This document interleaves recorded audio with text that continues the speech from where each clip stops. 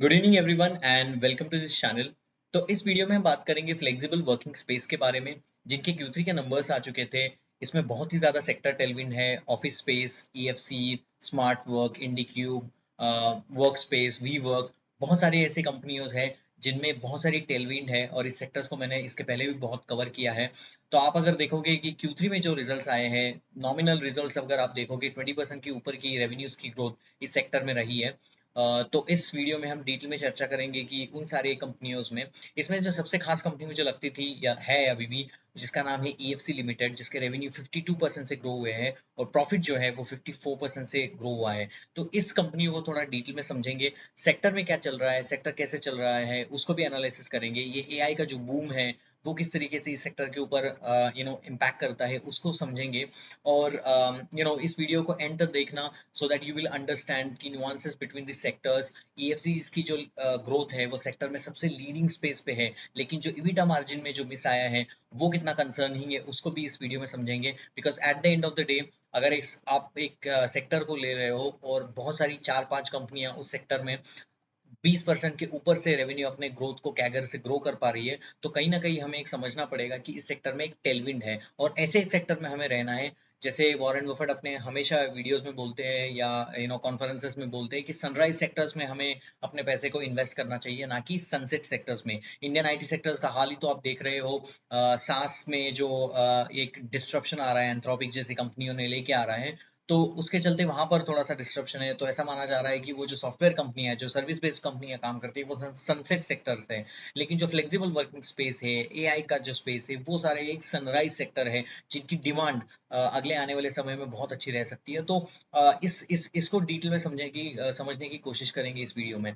तो चलो चलते हैं वीडियोस के ऊपर। तो बेसिकली यहाँ पर 3-4 कंपनीज हैं जो अच्छा काम कर रही है, जिसका पहला नाम है EFC लिमिटेड।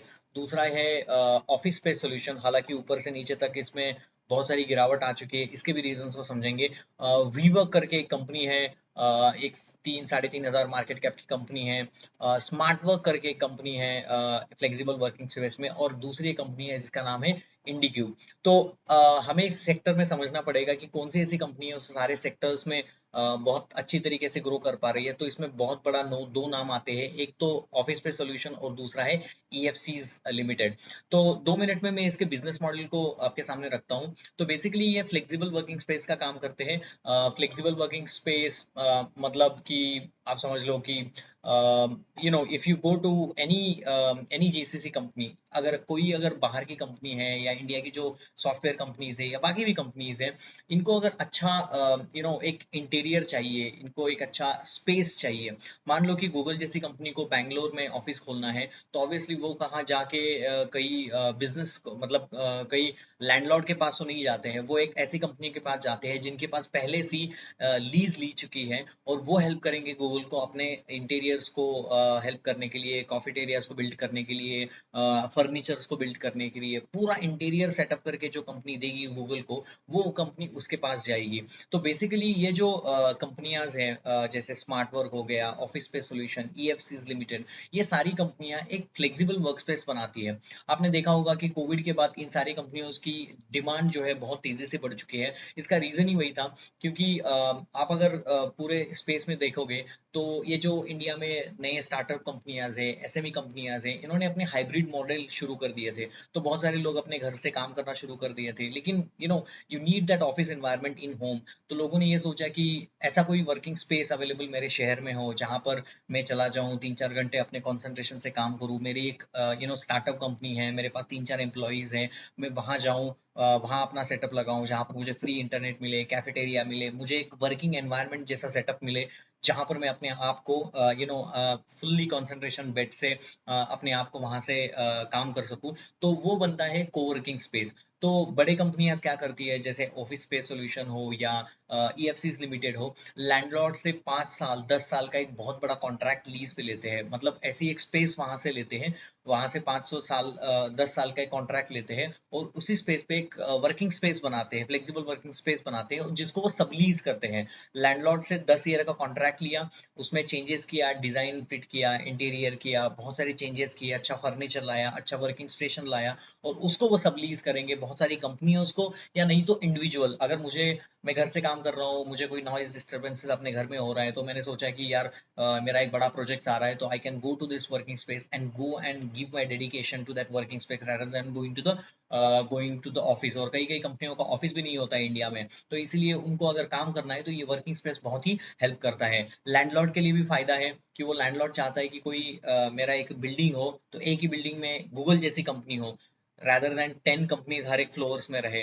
तो इसके चलते उनको भी फ़ायदा होता है और लैंडलॉर्ड से भी 10 साल, 15 साल का बहुत बड़ा कॉन्ट्रैक्ट करते हैं और उस कॉन्ट्रैक्ट को ये लेते हैं और सबलीज़ करते हैं इंडिविजुअल्स को या किसी कंपनियों को। तो मान लो कि टीसीएस को कोई बैंगलोर में एक स्पेस चाहिए, तो इन सारी कंपनियों के पास आते हैं, वो अपनी रिक्वायरमेंट बनाते हैं और ऑफिस स्पेस टीसीएस को सारा सेटअप करके देती है। उसका मेंटेनेंस, वहाँ पर जिम होना चाहिए, सोना होना चाहिए या कैफेटेरियाज होना चाहिए, कॉफी शॉप्स होने चाहिए। तो ये सारी चीज़ों को बनाने का काम ये सारी कंपनियां करती हैं। तो जिसमें मेनली जो नाम आते हैं, ये देखो ऐसा ऑफिस स्पेस आपको बना के ये कंपनियां देती है। ये तो एक ऑफिस स्पेस सॉल्यूशंस की कंपनी का एक प्रेजेंटेशन है जो आपके सामने रख रहा हूँ। तो इस तरीके का एक फ्लेक्सिबल वर्किंग स्पेस बनाने का ये कंपनियां काम करती है। नॉर्मली इसमें आपको देखना पड़ेगा, ये थोड़ा सा कैपिटल इंटेंसिवाइज बिजनेस है, क्योंकि आपकी जो कॉस्ट है वो बहुत अपफ्रंट लगती है। आप जब लैंडलॉर्ड के साथ 10-15 साल का जो कॉन्ट्रैक्ट करते हो, तो ऑब्वियसली आपको थोड़ा सा डिपॉजिट देना पड़ता है, तो आपको थोड़ा-सा काम करना पड़ता है, आपको फर्नीचर लाना पड़ेगा, आपको ये सारा डिज़ाइन, इंटीरियर करना पड़ेगा, तो इसीलिए अपफ्रंट कैश फेंकना पड़ता है। तो थोड़ा-सा कैश बर्न मॉडल है और जब आपके पास सब रेडी हो जाएगा, तब आप किसी को ये सारी चीज़ों को बेचते हो, इस सीट्स को बेचते हो। तो आपने देखा होगा इस कंपनी का जब आप एनालिसिस करते हो, तो नंबर ऑफ सीट्स कितने हैं, ऑक्यूपेंसी कितनी है, वो मैटर करती है। अगर ऑफिस स्पेस सॉल्यूशंस की बात करें, तो इनके पास 177,000 सीट अवेलेबल है। हर एक सीट का प्राइस होता है, अगर वो प्राइस ऊपर की तरफ भागता है तो उसको आप वैल्यू ग्रोथ मिल जाती है। अगर आपकी ऑक्यूपेंसी 90% की है, आपके पास अगर ऑपरेशनल 2 लाख के तरफ मतलब 200,000 आपके पास अगर सीट्स है, वर्किंग स्पेस के सीट्स है और उसकी ऑक्यूपेंसी ऊपर की तरफ बढ़ती जाएगी, अगर आप नए नए सीट्स ऐड करोगे, तो ऑब्वियसली आपकी जो रेवेन्यू है बहुत तेजी से ग्रो कर पाएगी। यही एक सिंपल बिजनेस मॉडल है। हम थोड़े से Q3 के नंबर्स के ऊपर आएंगे। मैंने इसके पहले भी बहुत सारे वीडियोस इस स्पेस के ऊपर बना दिए हैं, मैं उसकी लिंक इस वीडियो के नीचे में डाल देता हूं। अगर आपको किसी को डिटेल एनालिसिस चाहिए बिजनेस मॉडल का, तो आप उस वीडियो में प्रेफर कर सकते हो। हम थोड़ा सा वापस आते हैं रेवेन्यू नंबर्स के ऊपर। तो Q3 में अगर EFC लिमिटेड की ग्रोथ देखो, तो 52% से अपने रेवेन्यूज को ग्रोथ किया है। ईबिटा को जो ग्रोथ है वो वहां पर थोड़ी सी अगर मैं बात करूँ तो 20% से ईबिटा बढ़ा है, प्रॉफिट आफ्टर टैक्स 57% से बढ़ा, 54% से बढ़ा है। तो अगर मैं इंडिविजुअल इनके तीन सारे वर्टिकल्स हैं। पहला तो वर्टिकल है रेंटल, जो रेंटल लीज वो देते हैं।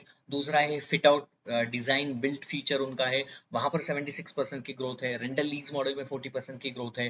फर्नीचर, इनका खुद का एक फर्नीचर की एक कंपनी है जिसको उन्होंने एक्वायर किया है, उनकी ग्रोथ जो है 16% की है। बहुत तगड़ी ग्रोथ आपको यहाँ पर दिख रही है, क्वार्टर ऑन क्वार्टर लेवल के ऊपर भी बहुत अच्छी ग्रोथ है। लेकिन सबसे डिसअपॉइंटिंग फैक्टर मुझे इस कंपनी के रिजल्ट्स में लगा, मैं इस कंपनी में पहले इन्वेस्टेड था, लेकिन अब अगर आप देखोगे ईबिटा मार्जिन किस तरीके से नीचे की तरफ जा रहा है, 52.3 से लेके 41.4 का 10% का ईबिटा मार्जिन का ड्रॉप हुआ है। लास्ट क्वार्टर में भी 10%, 5-6% का ईबिटा मार्जिन का लॉस हुआ था। I want a certain company whose revenues are growing, profitability is growing, but उसके EBITDA margin is also going high. I will be more interested in these kind of companies. Now I understand कि कभी कभी seasonal हो जाता है, EBITDA margin एक दो quarter ऊपर नीचे हो जाते हैं, लेकिन इतना बड़ा ईबिटा मार्जिन का ड्रॉप, ये मतलब this is not a good news. Obviously कभी कभी मुझे लगता था कि लास्ट ईयर जब इस कंपनी को मैं एनालिसिस करता था, मुझे लगता था 52% का ईबिटा मार्जिन कैसे हो सकता है किसी कंपनी का, और वो भी इतने सारे इंटेंसिफाइड बिजनेस मॉडल का। ये कोई एआई की कंपनी नहीं है कि जहां पर आपका ईबिटा मार्जिन इतना हाई रहे। तो ऑब्वियसली कहीं ना कहीं इसको गिरना था। इसलिए आपने देखा होगा कि आज मतलब इसके वीकेंड पे नंबर आए थे, इसके बाद ये कंपनी में आज थोड़ा सा 3-4% का नॉक देखा गया, despite of the fact company ने अपने रेवेन्यूज को 52% से बढ़ाया है। और प्रॉफिट आफ्टर टैक्स जो आपको 54% दिख रहा है, वो एक दूसरे चीज की वजह से आया है, जिसका नाम है अगर मैं आपके सामने रखूं, या इफ आई जस्ट से, या यहाँ पर अगर आप देखो, ये अदर इनकम की वजह से इनका जो अदर इनकम जो है 42 था, 40.2.7, नाउ 134.2। तो मतलब 4 करोड़ से लेके 13 करोड़ से छलांग लगाई है मतलब वाई लेवल के ऊपर अदर इनकम में, जिसकी वजह से उनको प्रॉफिट आफ्टर टैक्स का नंबर बढ़ा है। तो आपको कभी भी देखना पड़ेगा, आप जब कभी किसी कंपनी को एनालिसिस करोगे और आपको समझ आएगा यार इंक्रीज हुआ है रेवेन्यू 52% से और प्रॉफिट आफ्टर टैक्स बढ़ा है 54%, you will feel wow what a great things, but you need to understand this 54% is coming from other income more here. Other income यहाँ जो बढ़ा है इसकी वजह से ये नंबर आया है। अगर मैं ईबिटा मार्जिन की बात करूँ तो ये नंबर 52% से 41% ड्रॉप किया है। लास्ट ईयर 900 मतलब 92 करोड़ का ईबिटा था, अभी 111 का ईबिटा है, तो मतलब सिर्फ 20% की ग्रोथ यहाँ पर आई है। तो ये कितनी सस्टेनेबल है उसको भी आपको देखना पड़ेगा, कॉन कॉल इसका सुनना पड़ेगा कि किस तरीके से कंपनी कह रही है कि इस मार्जिन ये सस्टेनेबल है या मार्जिन में यही ड्रॉप चलता रहेगा, इसको डायरेक्शन को समझना पड़ेगा। अगर ये मार्जिन आगे जाते हुए ड्रॉप कर जाते हैं so this is not a good sign for this kind of companies going forward. तो ये भी आपको देखना पड़ेगा। बाकी अगर मैं नंबर्स की बात करूँ तो आरओई का डायरेक्शन अगर मैं ईयरली बेसिस की देखूँ ऊपर की तरफ जा रहा है, आरओसीई भी ऊपर की तरफ जा रहा है। लेकिन अगर ये ईबिटा मार्जिन का जो नंबर अगर मैं मुझे थोड़ा सा कंफ्यूज करता है, मुझे समझ आता है कि ईबिटा मार्जिन इतना क्यों ड्रॉप हुआ है, I want to see the reasons. और आगे जाते हुए ईबिटा मार्जिन ड्रॉप करेगा या ईबिटा मार्जिन फिर वापस आएगा 52, और वो कब वापस आएगा, that will be the answer I will be finding in the EFC's con call. तो ईएफसी कंपनी अच्छी है, परफॉर्मेंसेस अच्छी देती है। अगर मैं यहाँ पर आपने देखा होगा कि कंपनी ने रोबस्ट परफॉर्मेंसेस दिया है। तो अगर इनके 3 डिवीजन है, रेंटल, इंटीरियर और फर्नीचर, जहां पर भी 40, 76 और 16% के रेवेन्यू ग्रोथ दी है। अगर मैं ईएफसी का थोड़ा सा आपके सामने वैल्यूएशन रखूं तो 19 का पीई है, 3,500 करोड़ का मार्केट कैप है, आरओई के नंबर अच्छे हैं, आरओसी के नंबर अच्छे हैं, पैग रेशियो जो है वो 0.01 है। ईवी टू ईबिटा मल्टीपल्स अगर देखूं तो 9.91 का ईवी टू ईबिटा मल्टीपल है। तो ये प्रॉब्लम क्यों है, ईबिटा ईबिटा मल्टीपल इतना हाई है, इसीलिए है क्योंकि ये ईबिटा का जो है वो ईबिटा कम हो चुका है कि लास्ट ईयर जो ईबिटा था उससे कंपैरेटिवली ज्यादा ईबिटा बढ़ा नहीं है। तो कंपनी गुड वैल्यूड अवेलेबल है इस रीजन के ऊपर से। लेकिन मुझे I want to understand from the con call कि क्यों ये ईबिटा मार्जिन का नंबर इस तरीके से गिरा है, बिकॉज ये थोड़ा सा इम्पोर्टेंट पॉइंट बन जाता है। तो अगर मैं ईएफसीज की थोड़ी सी आपको बात बताऊं तो बाकी तो नंबर इनके अच्छे हैं, बहुत सारे पैमाने के ऊपर अच्छी काम कर रही है। इनके working capital days, cash flow भी थोड़े से बेटर है बाकी कंपनियों से। लेकिन इनका जो सबसे बड़ा मुझे प्रॉब्लम नजर आया था, इनका जो टोटल रेवेन्यू कंट्रीब्यूशन है अभी का, अगर मैं उसमें चेंजेस देखूं तो ये देखो 11 सिटीज में अभी ये काम करते हैं। पहले ये 6,500 एवरेज रेंट पर सीट होता था, अभी 7,000 7,003 हुआ है, so which is a good news. 65% intrinsic center revenue वो भी अच्छा है इनका।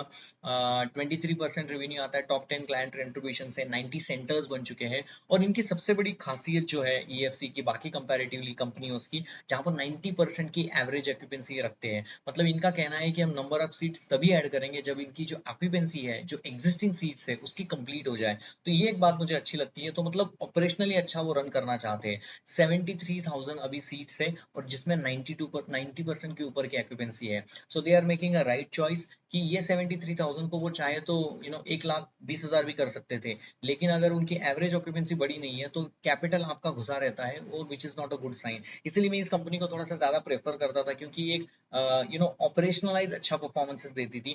कंपैरेटिवली ऑफिस सॉल्यूशंस की बात करें जिसका पीई हाई है, 177,000 सीट से 30% का गाइडेंस था, लेकिन 20% से ग्रो किया है इस क्वार्टर में। तो वो एक बात थोड़ी मुझे अच्छी नहीं लगी थी उस कंपनी के बारे में इन डिटेल। अगर if you ask me what is my opinion about it, तो मुझे ऐसा लगता था कि कंपनियां सभी अच्छी होती है। और दूसरी एक चीज, अगर इनका रेवेन्यू मॉडल देखो, 3 डिवीजन है, leasing, design build and furniture. तो जहां पर पहले 27% आता था, 40%, 42% डिजाइन बिल्ड से, तो मतलब कहीं ना कहीं ये डिजाइन बिल्ड का जो डिवीजन है ऊपर की तरफ गया है। और जो फर्नीचर का बिजनेस है वो 11% था, 3% है 2026 में, अभी तक 6% है। और लीजिंग का जो है 62%, 57%, 52, मतलब वो कहीं ना कहीं लीजिंग का जो पोर्शन है वो नीचे की तरफ जा रहा है। कंपनी ने अपने बहुत सारे कॉन्फॉर्म में कहा है कि ये जो पाए है इसको 33 करना चाहते हैं। ये फर्नीचर को बढ़ाना चाहते हैं 33% तक, डिजाइन और बिल्ड को कम करना चाहते हैं 33 कर, और ये जो लीजिंग मॉडल है इसको भी कम करना चाहते हैं वो 33% तक। अभी प्रॉब्लम समझो, प्रॉब्लम ये है कि इनका जो लीजिंग का जो मॉडल है वो सबसे अच्छा कर रहा है, जहां पर कैश फ्लो अच्छा आता है, सबसे ज्यादा कैश वहां से आती है। डिजाइन और बिल्ड में उनको कैश बर्न करनी पड़ती है। फर्नीचर जो बिजनेस है जो उन्होंने कंपनी एक्वायर की है वहां भी कैश उनको बर्न करनी पड़ती है, और यहाँ पर से बहुत सारा कैश फ्लो इस कंपनी से आ रहा है। उसको वो जो कैश फ्लो देने वाला जो आपका बुल है उसको आप थोड़ा सा काट रहे हो, और जो कैश बर्न वाले सेगमेंट है उसको आप थोड़ा सा बढ़ा रहे हो। ये थोड़ा सा मुझे अच्छा नहीं लगा, क्योंकि फर्नीचर से उसको नहीं इतना ज्यादा बिजनेस नहीं आता है, क्योंकि फर्नीचर ये हाई मार्जिन बिजनेस है ही नहीं है। तो ये मुझे थोड़ा सा डाउटफुल लगता है, क्योंकि ये कंपनी इस पाई को चाहती है कि हर एक जो सेगमेंट है वो 33% रहे, और वहां पर इक्वल पोर्शन वो रखना चाहती है, which is not a good sign from the company's perspective if I speak. और जिस तरीके से ईबिटा मार्जिन घट रहा है वो भी एक साइन मुझे थोड़ा सा यहाँ पर लगते हैं। तो यही एक प्रॉब्लम मुझे लगता है। अगर मैं ऑफिस स्पेस का आपके सामने रखूँ तो मेरा प्रॉब्लम वही है कि 30% का नंबर दिया था, ये ऑफिस स्पेस का प्रेजेंटेशन है, जहां पर उन्होंने कहा था कि 30% से ग्रो करेंगे, ग्रो किया 20% से। अभी मैं आगे का नहीं देखूंगा, क्योंकि जो आपने बोला था उसके थोड़ा सा अलग आपने परफॉर्मेंसेस किया है, वो मुझे लगा। तो दूसरा एक प्रॉब्लम ऑफिस स्पेस में है कि इनकी जो नंबर ऑफ सीट्स है उनके ऊपर थोड़ा सा हॉल्ट लगा है। 177,000 सीट्स है, नेक्स्ट ईयर 32,000 ऐड करेंगे। तो rate at which the new seat addition has been growing down, not going up. I mean, it is going up, but not in the rate it which it used to grow. So because of those problem की वजह से मुझे थोड़ा सा doubtful लगता है। इनका occupational rate जो है, जो percentage of the seats filling का जो रेट है वो थोड़ा सा कम हो रहा है, स्लो हो रहा है। और अगर मैं वैल्यूएशन की बात करूं, अभी भी महंगा वैल्यूएशन है 39.3। तो ये थोड़ा सा मुझे अच्छा नहीं लगा है इस कंपनी के बारे में, क्योंकि पैग रेशो अच्छा है, सभी चीज़ अच्छी है, लेकिन महंगी है, इसलिए ऊपर से नीचे तक ये स्टॉक गिरा हुआ है। क्योंकि कहीं ना कहीं ये इंटेंसिफाई बिजनेस है, कैश बहुत बर्न करना पड़ता है, तो ऑब्वियसली अगर आप पिछले रेट से ग्रो नहीं कर पाओगे तो ये जो मार्केट है वो आपको रिवॉर्ड नहीं करता है। दूसरी एक कंपनी है स्मार्ट वर्क, जिनके अच्छे रिजल्ट आए हैं। 34% से रेवेन्यू बढ़ा है, 86% से ईबिटा बढ़ा है, पैट जो पहले निगेटिव में थी अभी ये पॉजिटिव में आ रही है। तो ये कंपनी मुझे थोड़ी सी बेटर लगती है, स्मार्ट वर्क, क्योंकि इस कंपनी में निगेटिव से पॉजिटिव आ रही है प्रॉफिटेबिलिटी में, मार्जिन इंप्रूव हो रहा है। लेकिन वही है कि किस तरीके से आगे जाते हुए इनका गाइडेंस रहता है। I would like to see the commentary from this company. EFC का मैंने बहुत बार क्यों डिस्कशन किया है, क्योंकि ईएफसी पूरे स्पेस में फास्टेस्ट रन करती थी, लास्ट ईयर क्वार्टर में 53% से ग्रो किया था, इसीलिए मैं ईएफसी की यहाँ पर डिटेल में बात किया। दूसरी एक कंपनी है जिसका नाम है वीवर्क, जहां पर 27% की रेवेन्यू ग्रोथ आई है, बीटा 47 से आया है, और पैट 511% से बढ़ा है। तो इस कंपनी में भी पैट मार्जिन बढ़ा है, एबिटा मार्जिन बढ़ा है, अच्छी परफॉर्मेंस इस कंपनी दे रही है। लेकिन अभी आप देखोगे, अगर आपका पीई पहले से अगर हाई हो तो ये थोड़ा सा नॉर्मलाइज पीई के ऊपर आ जाता है। अगर मैं अभी भी यहाँ पर से इसकी बात करूँ तो 32 का अभी भी पीई है। अगर मैं ऊपर की तरफ अगर देखूँ तो पीई जो पहले ट्रेड करता था 4650 का ट्रेड करता था, तो अभी देखो पेग रेशियो भी थोड़ा सा महंगा है। तो कंपैरेटिवली तीन कंपनी जो मैंने डिस्कस की, ऑफिस स्पेस सॉल्यूशन, वीवर्क्स, ये स्मार्ट स्पेस, तो इन कंपैरेटिवली ईएफसी अच्छा प्ले है। लेकिन प्रॉब्लम वही है कि ईबिटा मार्जिन क्यों घटा है, और आगे जाते हुए ईबिटा मार्जिन अगर स्टेबल रहेगा then only this company will perform, otherwise यही कंपनी यहाँ पर ही पड़ी रहेगी। तो ये मैंने मोटा मोटी डिस्कशंस किया है नंबर ऑफ रिजल्ट्स का, किस तरीके से रिजल्ट्स आए हैं, और मुझे कौन सी कंपनी अच्छी लगती है और क्यों अच्छी लगती है, ये मैंने आपके सामने रखा है। So hope you like this video, hope you understand my thesis about why I feel the AFC is a great play in this whole segment, because the revenue CAGR is very good. Only thing is about the EBITDA margin drop, and I would like to see from the management where this EBITDA margin is getting stabilized, and how the furniture and interior business is helping rental business to grow their revenues. So I would like to see that kind of understanding from the client. अगर आपको ये videos पसंद आते हैं तो please videos को like करना, share करना और सब्सक्राइब करना, जिससे मुझे मोटिवेशन मिलती है सारी वीडियोस आपके सामने लाने के लिए। सो मिलते हैं नेक्स्ट वीडियो में। Thank you very much and have a nice day guys.